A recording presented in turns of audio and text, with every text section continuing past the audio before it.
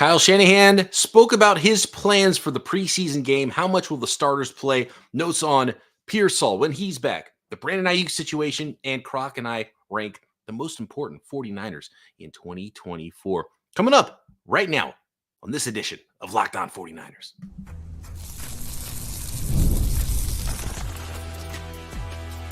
You are Locked On 49ers, your daily San Francisco 49ers podcast, part of the Locked On Podcast Network, your team every day. Welcome to Locked On 49ers. Brian Peacock and Eric Crocker at BD Peacock at Crocky209. Thanks, everybody, for making us your first listen on the Locked On Podcast Network, your team every day. And, of course, we appreciate all of our everydayers out there. Make sure you hit that subscribe button on YouTube or wherever you are listening to this podcast, and the notifications. You got to turn those on so you know when we're live, so you don't miss a live episode like we're doing right now to end the week on this Thursday evening, Friday morning to some of you morning commuters that like to go audio style with Locked On 49ers. Today's episode brought to you by Gametime. Download the Gametime app, create an account, and use code Locked On NFL for $20 off your first purchase. Terms apply. All right, Croc, Kyle Shanahan on with KNBR Thursday evening and gave some thoughts on numerous things. I think the most important things are, the plan for the preseason. How much will the starters play? What he expects with Ricky Pearsall when he might be back in action for the 49ers. And, of course, the thing that everyone wants to know about what's going on with Brandon Aiyuk. And I can't wait to rank the most important 49ers with you a little bit later, Croc. I think that's going to be a fun one because I got the idea from NFL Network and they did it, and I think they screwed it up pretty good. So let's get into this. Some quotes from Kyle Shanahan from KNBR, and we'll start with the starters. So we're going to see the starters. We're going to see Brock Purdy on the field this weekend in preseason game number 2, and Kyle said, quote, "I'd like to get the starters in the game just a little bit, maybe a series or two. Usually we play them more in the third game." So there you go. So maybe more like a quarter in game number 3 and maybe a couple series here in game number 2. We get to see the starters, which is nice because we haven't seen them at all. And I think Kyle might lean a little bit more on the preseason games this year than he has in recent past because they had to cancel the all-important joint practices this week, Rod. I think that's a big thing. A lot of times, like if you remember last year against the Las Vegas Raiders, you had all that practice time. You had the, Jimmy Garoppolo against Brock Purdy. What did these two guys look like? And then come game day, there were no starters out there. Matter of fact, I thought there was one starter out there. Isaiah Oliver, come to find out, he had already been demoted from being a starter for the year. So no starters out there. And I do think that this is a good time to get those guys just in the group, going 100%, getting hit, right? Like a lot of these guys aren't getting hit in practice. They do what we call thud up, right? And you're not taking guys to the ground when you're thudding up. And a lot of times because running backs, they don't know how to thud up. They want to bulldoze through you like they're Adrian Peterson or something. So you kind of just move to the side, tag off, and just let them know, hey, I would have been there. And maybe if guys get to them a little sooner, guys get held up a little bit, then they continue to run. But guys aren't really getting hit. So you do kind of want to get those first few hits in for the year. But okay, that's what it feels like to get hit. I remember that feeling. Get live quarterback, throw the ball knowing that you are live, you can be touched. These are guys that haven't been hit, especially Brock Purdy, since the playoffs, right? Like, no, you can't even lay a pinky. I almost use my pointing finger if you're watching on YouTube, but you can't use a pinky to touch Brock Purdy in practice without getting cursed out. So, even for him, knowing that, hey, I have to make these decisions, I have to be quicker because there's a guy that can come off of the blind side. And as it pertains right now, we're talking at 7:51 p.m. on August 15th. Trent Williams has not signed with the 49ers. So Jalen Moore, you're depending on him to protect the blind side of Brock Purdy while he's out there. You are liable to get hit. So just getting that feeling, getting that live action, I think it is good for the guys, even if it is only for one possession. You mentioned Trent Williams. Of course, Kyle Shanahan was asked about the Trent Williams contract holdout, and he said, quote, "We're having a lot of discussions with his agent. Hopefully we can figure it out. I'm optimistic we will. Of course, the sooner the better." So some optimism there. Feels like they understand the scenario and understand each other there, Croc. And obviously everyone wants Trent Williams back. We expect Trent Williams to be back with the 49ers. The Aiyuk, this is the big one. The Aiyuk quote is interesting here to me. When asked by Tolbert and Copes on KNBR, and you can go to, I'm sure, knbr.com or whatever, and all of your podcast places and find the whole interview of Kyle Shanahan on KNBR about Brandon Aiyuk's situation. He said, quote, "We've been in the same situation for a while. There's still plenty of options. We're trying to get to the bottom of it and figure it out, but nothing has changed." That is a terrible quote. Not how he put his words together, but it's not encouraging. That's for sure. Encouraging, and the fact that he doesn't even understand what's going on. He understands. He just had a quote about Trent Williams. Oh, we expect this and we expect this and this. He doesn't. He said, I hope we can get to the bottom of it. He doesn't even know what's happening. Like, what does he not know about it? Does he not even know where Brandon Aiyuk stands at this point? And nothing has changed throughout all of this. We have all these reports about they're close here, a better offer now from the 49ers. Maybe they'll sign a contract. The situation remains unchanged throughout all of that. And Kyle is, hold on, I get the quote right, because I think this is kind of bonkers. We're trying to get to the bottom of it and figure it out, but nothing has changed. Trying to get to the bottom of what? If Kyle is it what doesn't know what's going on, who does he need to get information from about this? Probably Aiyuk. I mean, aside from like the financial part of it, right? Because we did put things on the table for you to be able to accept that they probably felt like, hey, this is a good deal for both of us. And you're not accepting that, but you're saying you want the money, but then you're not accepting these things when the money is on the table. You saying that you want to feel valued. Well, these teams, we brought multiple teams to the table that valued you, and you turn those things down, but then you don't want to sign with us. So it might be him, like, just what do you want? And how do we get to the bottom of that? And he's probably Ryan Gosling meme, like, you know what? I'm right? not even going to worry about that right now. It's the Ryan Gosling meme, which from whatever movie that is. What do you want? What do you want? That's my wife for dinner tonight. What do you want? I don't know. Oh, that's us for dinner every night, man. So I guess if it's like, okay, that's actually a good way to put it. If it's like a couple trying to figure out what they're going to have for dinner, then I can see where the 49ers and Brandon Aiyuk are. But guess what? You always end up having some kind of dinner every night. So guys, can we get together and have some dinner here? Can you break bread and figure this thing out? So that not encouraging at all, that nothing has changed. It's the same situation. And Kyle Shanahan, the head coach of the team, doesn't even understand what's going on. That is not encouraging at all. We have a comment in the chat here, and it says, come on, don't act like you don't know Kyle's the general manager. He knows exactly what's going on. So don't act surprised, like asking and commenting like Kyle doesn't know what's going on. He knows exactly what's going on. So basically, the comment in the chat says, Kyle knows exactly what's going on. Do you think that this is a case of him just not trying to show his hand one way or another? I feel like with the sounds of that, it comes off as somebody that's really kind of frustrated with whatever the process is.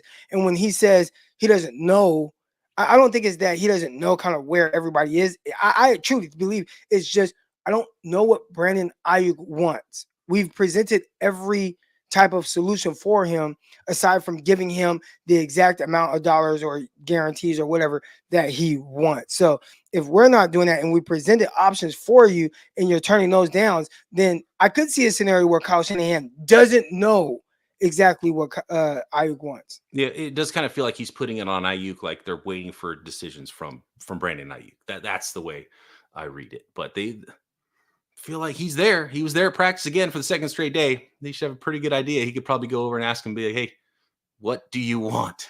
And figure this out. So last quote I want to talk about here is about Ricky Pearsall, where he's at and when he might return to practice for the San Francisco 49ers. And then Croc, it's time for us to rank this thing and fix it for the NFL Network and rank the most important 49ers for the 2024 season. I also want to hear about it. Chat your rankings as well. Next.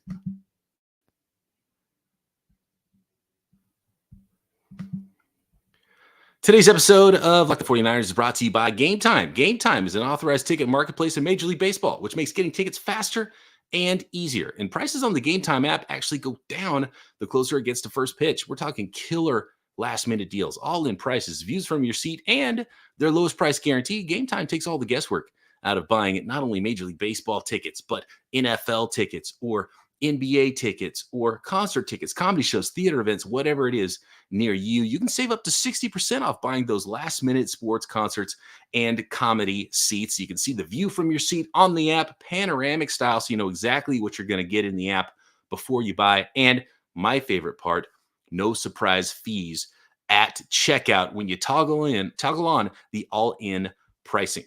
So take the guesswork out of buying tickets with Gametime. Download the Gametime app, create an account, and use code LOCKEDONNFL for $20 off your first purchase. Terms apply. Again, create an account and redeem code LOCKEDONNFL for $20 off. Download Gametime today. Last minute tickets, lowest price guaranteed.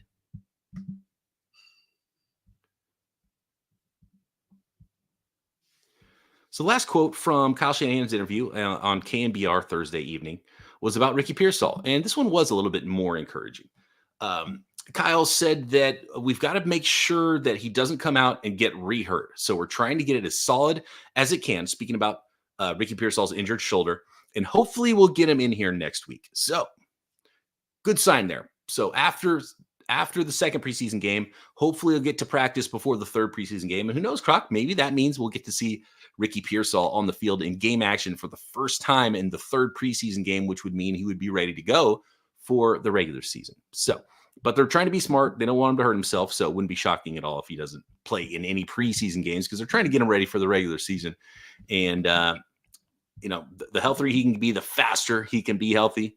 That was really important for him getting off the ground here in his rookie season, especially if Brandon Aiyuk's not going to be around. I think the toughest thing, for him is just now, like the catching up aspect of things. Clearly, he's able to take all the mental reps in the world, and that's cool. But, doing it, getting yelled at for your depth not being quite where Kyle Shanahan, wants it to be. You can only get yelled at by getting those live reps, right? And, you need to go through those things. I was watching my daughter at practice just now before we hopped on, and, watching the kids do things like the coach, he explains the drill. You see them go through it. They're not going quite around the cone the way he wants.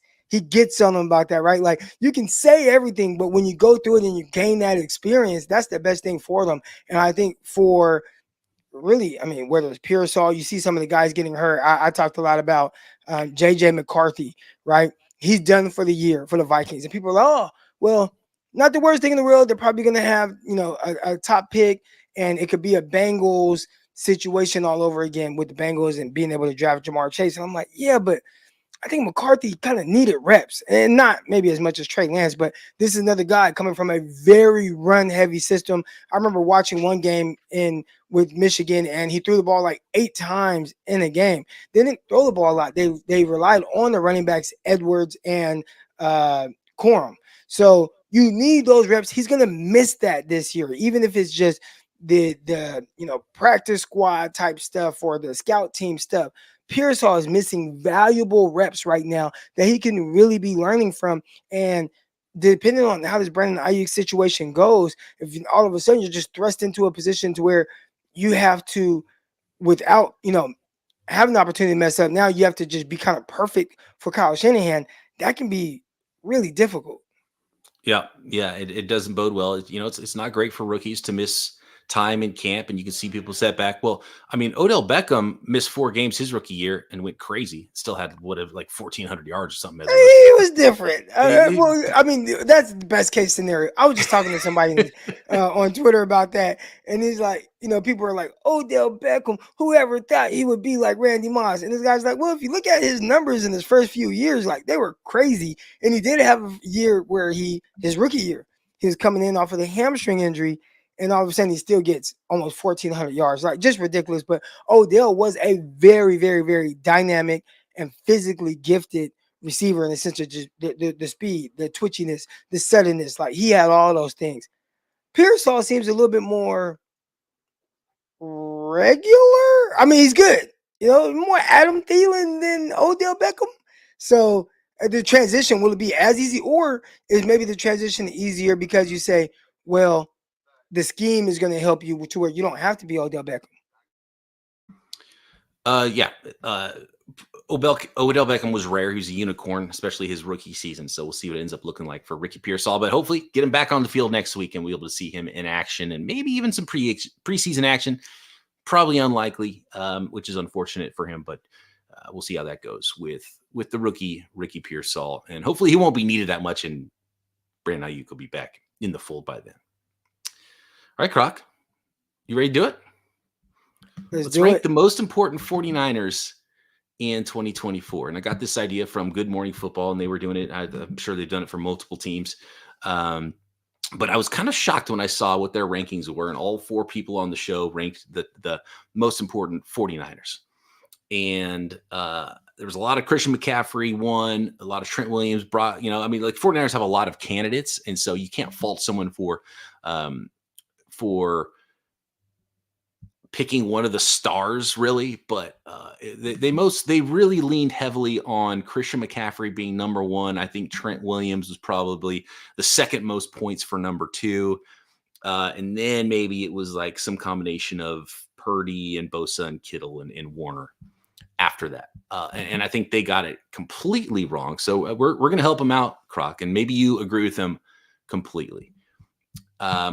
Do you want me to go first and you want to critique my list, or do you want to give your go at your list of the most important 49ers first? Yeah, you go first. Okay. Yeah, go first. I think there's a top 2 and then there's a gap. And my top 2, and I will die on this hill and I will fight you about it. The top 2 are number 1, Nick Bosa, and number 2, Brock Purdy. And I think there's a gap. And wait, real quick, this is importance. Most important, like we're drafting players for Kyle Shanahan, right? Like we're drafting players for the Shanahan and the 49ers this year. Then I think I already have to correct you. I think the quarterback position it's just the most important position. So like why was Christian McCaffrey not NFL MVP last year? Like why was Tyreek Hill not NFL MVP last year? Even though they had terrific seasons, like they were going to give it to a quarterback. It was kind of a down quarterback season as it pertains to stats, but it like didn't matter. It's like, who's gonna get MVP to? Let's just give it to Lamar Jackson because they have the best record. Like, so I think it if we're talking about importance, they're telling you how they feel. I think it has to start with Brock Purdy. I mean, that's a good point. I will say that Kyle Shanahan has been to a Super Bowl without Brock Purdy, but he's never even had a winning season. Never been in even above 500 without Nick Bosa.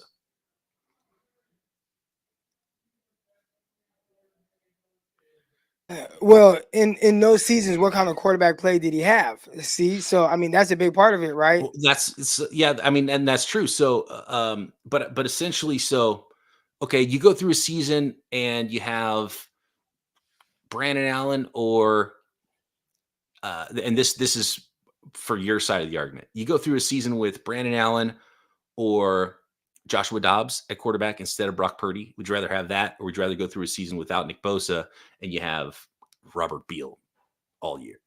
Those are both terrible scenarios for the 49ers. And that's why Christian McCaffrey doesn't even sniff the top 2, in my opinion, because I would 1,000,000% rather go through a season with Jordan Mason and Elijah Mitchell at running back rather than a season without Purdy or without correct Nick Bosa. Yeah. So I'm right there with you. I think obviously Nick Bosa extremely important, but you go Bosa, I go.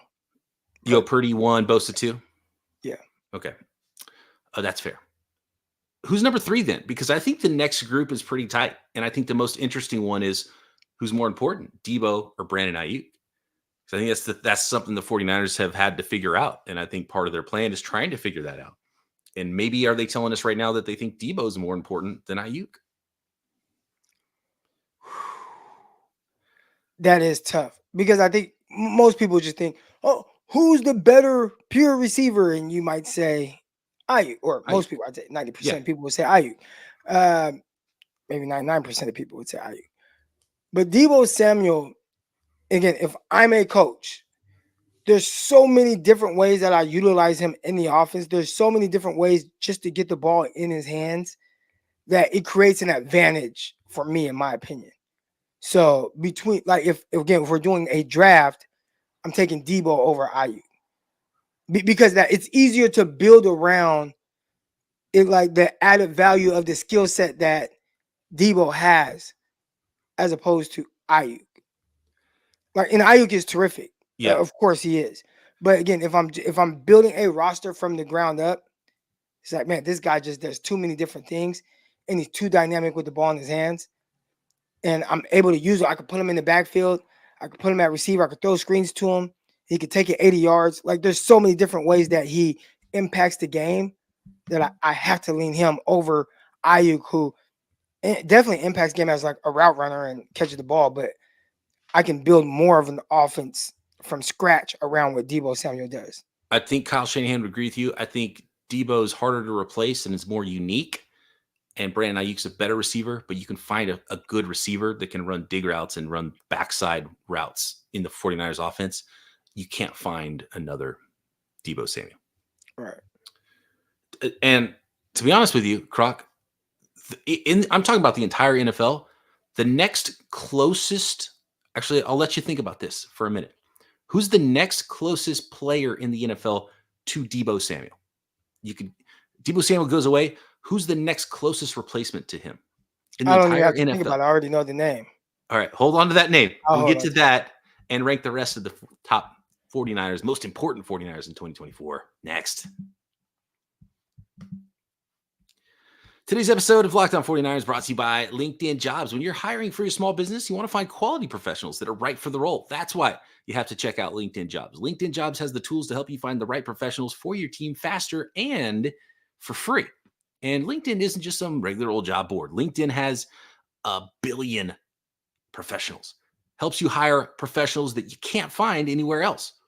Even those who aren't actively searching for a new job, but might be open to the perfect role, your role. And in a given month, over 70% of LinkedIn users don't visit any other leading job sites. So if you're not looking on LinkedIn, you're looking in the wrong place. And LinkedIn knows that small businesses are wearing so many hats, might not have the time or resources to hire. They're constantly finding ways to help make the process easier and more streamlined to help you find the right candidates. So post your job for free at linkedin.com/lockedonnfl. That's linkedin.com/lockedonnfl to post your job for free. Terms and conditions apply.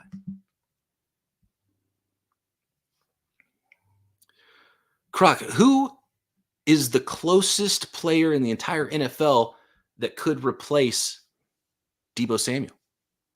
So two names immediately came to mind. Okay. One, he's actually on the 49ers, Christian McCaffrey. Yep.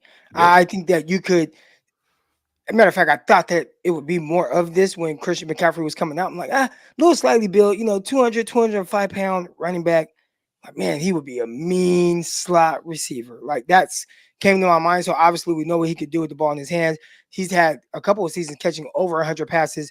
Could you make him more of a primary slot player and then do some things with him in the backfield? You actually thought the 49ers should start leaning more towards that to prolong his career. So clearly he's someone that could do that. But there's actually someone that could do it better than Debo Samuel.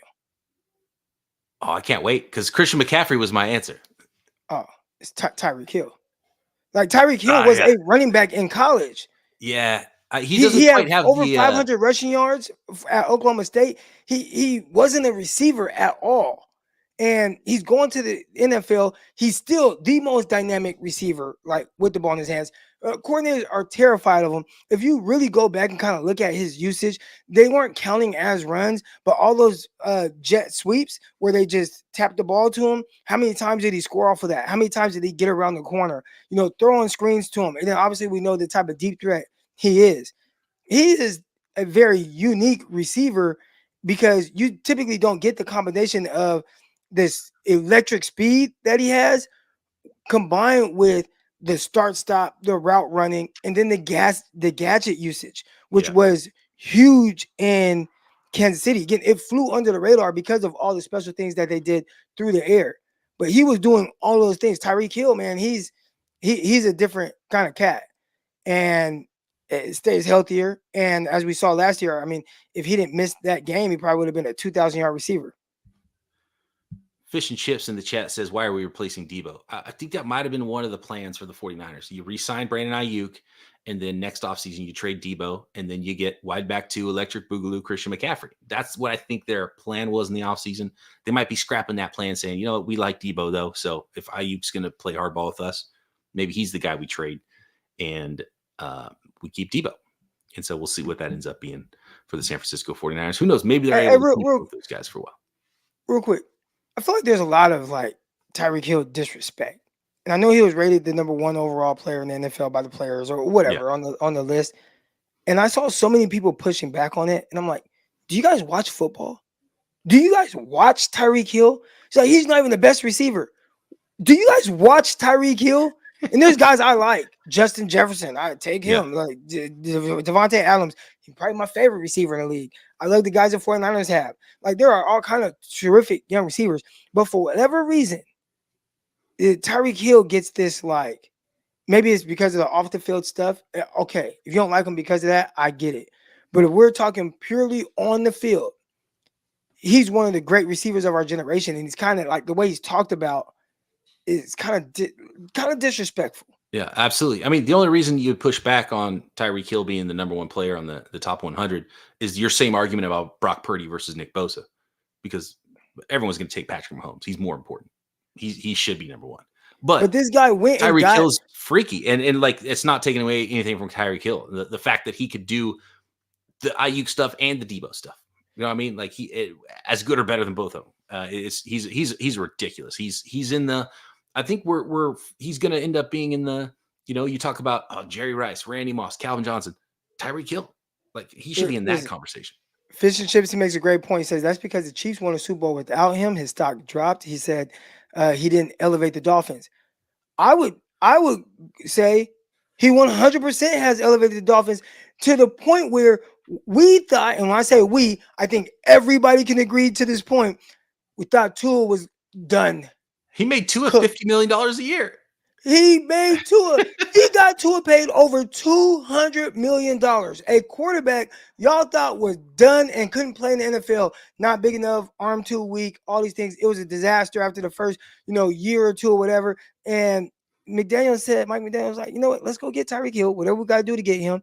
And he's an 1,800-yard receiver with Tua, who can barely throw the ball 50 yards. Go watch some Tyreek Hill Miami Dolphin highlights and watch how many passes he has to come to a standstill, a stop, because he beat the guy so bad, and he has to stop because Tua can't throw the ball out there, and he just got that guy paid $200 million. So you want to talk about not elevating the Dolphins? He is the Dolphins. Getting back to our rankings here to finish up today's episode, Croc. So we got Purdy and Bosa in tier number 1 together, 1 and 2.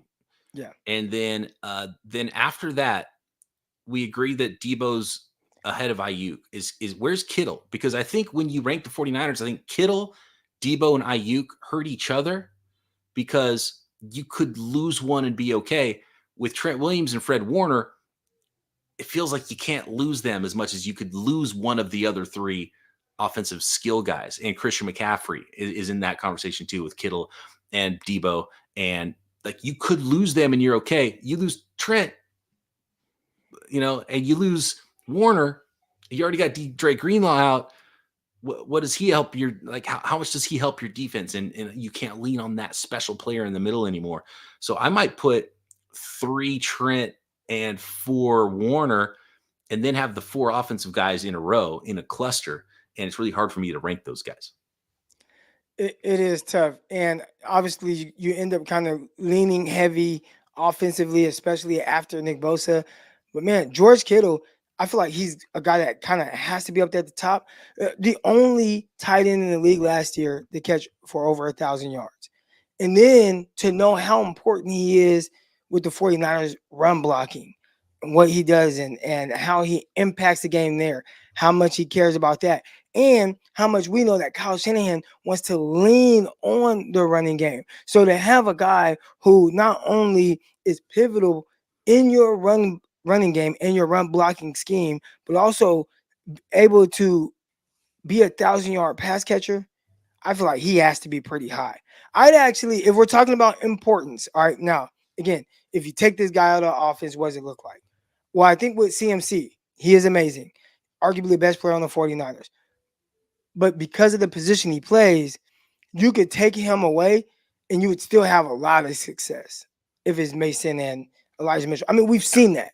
We've seen the 49ers run to the Super Bowl with Raheem Mostert. We've seen them run to the conference championship game with Elijah Mitchell, right? Yeah. So that's not to say that you don't get better with CMC, but just in the sense of importance, I think you have to lean towards some of these other guys, like if you don't have them. And I think George Kittle is one of those guys. If you take him, I think there's a huge hole that you can't fill with one guy. Like you end up having to have two different style of tight ends to fill what that one guy does. Right. No, that's a great point. And Kyle Shanahan's never had a problem running the ball, whether it's Breida or Alfred Morris or whoever, Steve Slayton. You know what I mean?